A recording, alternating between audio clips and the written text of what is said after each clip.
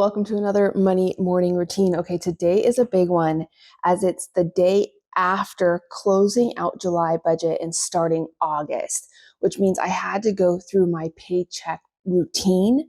So here's what that looks like. I got updated with my expense tracker where I am. So I went down to the bank yesterday, got my paycheck, $9,200. So I pulled out cash for my cash envelopes. I'm just going to put a line through this like I normally do and put don't count. So what I mean by that, if you haven't been following me for a while, so I have cash envelopes and I pull out money from my checking account for cash and I stuff my cash envelopes and that's what I spend from. Because I like to have a separate expense tracker for every area of money movement in my life, meaning if I spend on, let's say I spent from a credit card, I would have a credit card expense tracker. So in my life, I have two major ways that I spend money, my debit card and my cash. Since I pulled out the cash here on my checking account, I'm going to be tracking the cash though over here on my expense tracker. So I don't want to count it in two places. I don't want to count this transaction when I close out my budget, as well as all the spending over here, or I'm double counting it. So this just tells me, hey, yes, it did affect your checking account balance, but essentially don't count this transaction when you're closing out your budget. So I moved $450 over to the joint account for Dante expenses. So this is brand new for us, $2,000 over to the joint account for Chris because he is now staying home more with Dante. I was able to contribute $380 to my dream savings account. I did my sinking funds for 1932, Yellowstone, and Arizona. So that is done as well. Okay, and I was just thinking how I want to track the joint account purchase. I've gone back and forth, but I think what I want to do, the joint account, I shouldn't say purchase, the transfer. So I've been thinking how I want to track, because it's new to us, this transfer from my personal checking to the joint account for Chris. It has to be tracked somewhere. So I think when I'm closing out my budget over here on my Where Did My Money Go worksheet, I think I'm just going to add a line item at the very bottom that just says joint account and put the $2,000 there. So for now, though, I'm just going to put joint account transfer for the category so I know what it is. All right, so the next thing that I had to track is I saved $100 for cash for hay, and that has to be tracked over here on my cash expense tracker. So let's get updated with some highlighting. Okay, and speaking of cash, let's go ahead. I pulled out cash for my cash envelopes. Here's my cash envelopes. Here's the cash teller slip. I went and got my cash for my cash envelopes. So let's go ahead and stuff my cash envelopes. Go back to my budget here. Go to my cash envelope breakdown. All right, so put this teller slip right here.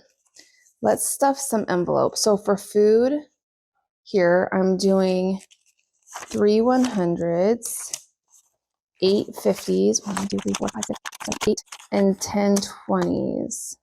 So 1, 2, 3, 4, 5, 6, 7, 8, 9, 10. And the reason I started doing smaller bills, usually I just pull out 9 $100 bills because my budget is $900. But I did this so I could have some smaller bills to either save.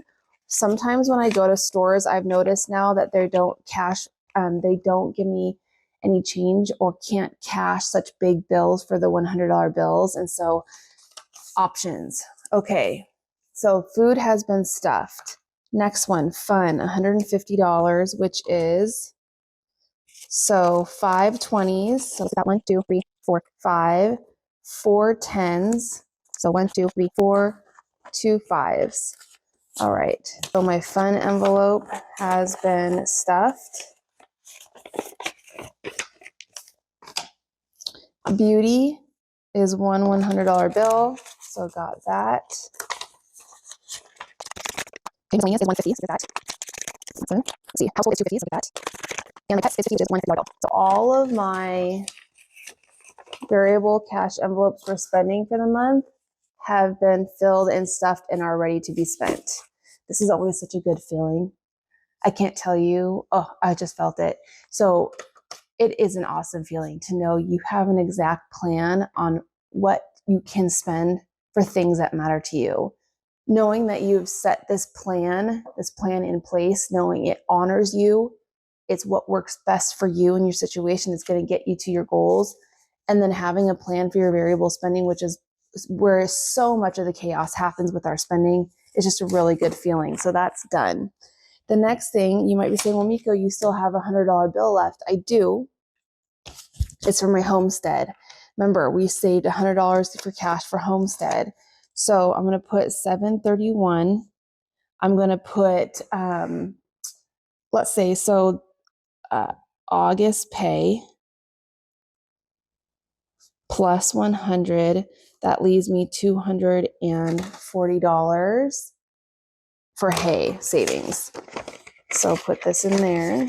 So that has been done as well. So all of my cash envelopes have been stuffed.